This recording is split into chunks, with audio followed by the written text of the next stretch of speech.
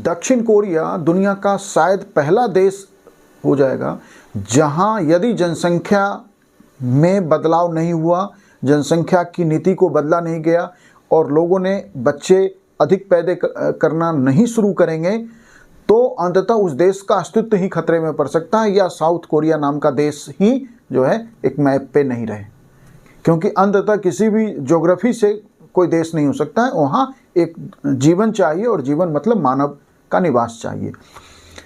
दक्षिण कोरिया में जो TFR है, मतलब कि टोटल फर्टिलिटी रेट का मतलब होता है कि 1000 फैमिली जो है कि अगर मान ली 1000 मेल और 1000 फीमेल हैं तो कुल 2000 हो गया, तो फैमिली 1000 हो गया। 1000 फैमिली के 2.1 यदि TFR होता है ना, तो किसी भी समाज का या देश का जनसंख्या स्थिर हो जाता है, क्योंकि 2.1 का मतलब है कि 2000 लोगों पे 2100 बच्चे। ऐसा इसलिए क्योंकि उनमें हर बच्चा सरवाइव करेगा जरूरी नहीं है, हर बच्चा पिता बनने की स्थिति में होगा जरूरी नहीं है, हर बच्चा मैरिज करेगा जरूरी नहीं है। तो TFR जब 2.1 आ जाता है तो जनसंख्या स्थिर हो जाती है। अब आप देखिए कि साउथ कोरिया का जो TFR है वो 2019 में गिर के 0.92 और इस वर्ष तो जो है 0.72 के निचले स्तर तक आ गया है। मतलब कि वर्तमान जनसंख्या की हर 1000 फैमिली मतलब 2000 लोग सिर्फ 720 बच्चे पैदा कर रहे हैं। यही साउथ कोरिया है जिसका TFR 1960 में 60 था।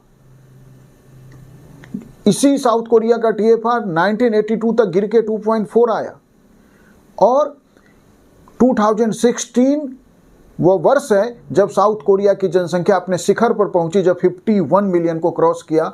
वैसे अभी जनसंख्या 51 मिलियन से कुछ अधिक है, लेकिन यदि TFR रेट को नहीं बदला गया तो 2067 तक ये जनसंख्या घट के 30 मिलियन हो जाएगी, और इस सदी के अंत तक तो वह 25 से 28 मिलियन तक नीचे जा सकती है।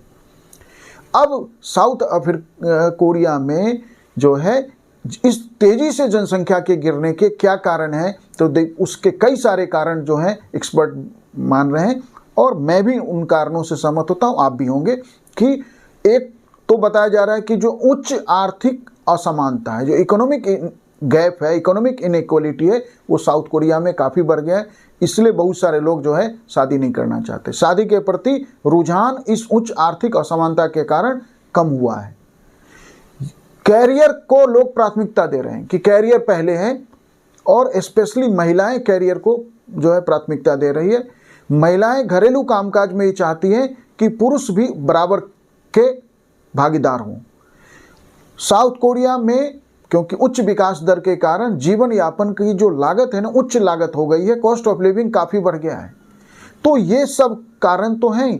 ऐसे में ही 2019 में वहाँ एक 4V आंदोलन शुरू हुआ।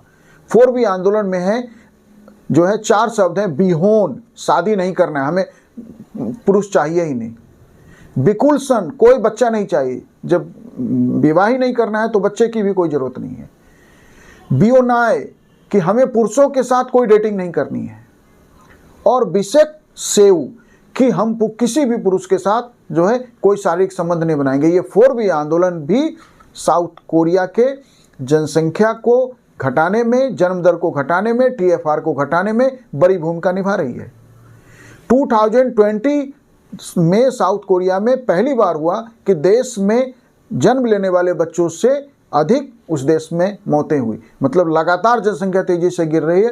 तो साउथ कोरिया की सरकार ने वैसे इस जनसंख्या की गिरावट को रोकने के लिए कई फाइनेंशियल इनिशिएटिव लिया है वहाँ की सरकार ने, कि बच्चों की देखभाल से संबंधित कई सारे शर्तें दी जा रही है, कई सारे छूट दी जा रही है, कई सारी फैसिलिटी देने की बात हो रही है।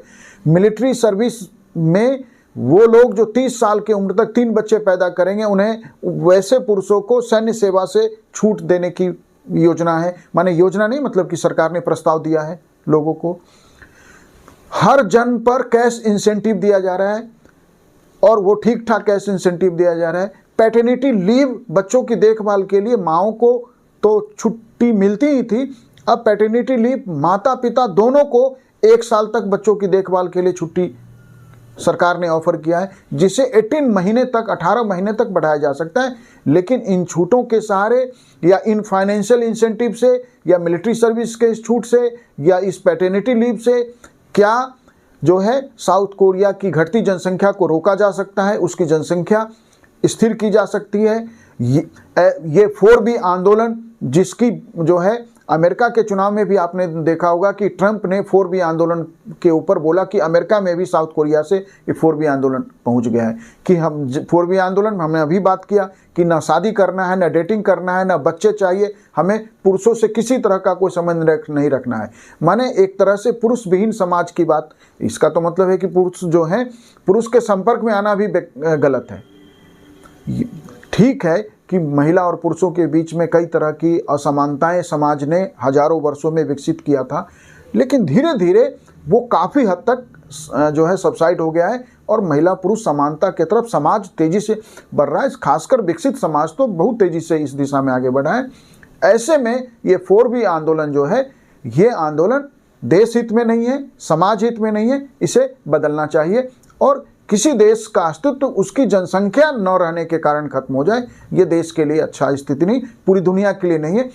यही स्थिति आने वाले समय में हम एक दूसरे वीडियो में बात करेंगे कि यूरोप में भी जिस तेजी से जनसंख्या गिर रही है, वहाँ भी खतरा मंडरा रहा है। Thank you.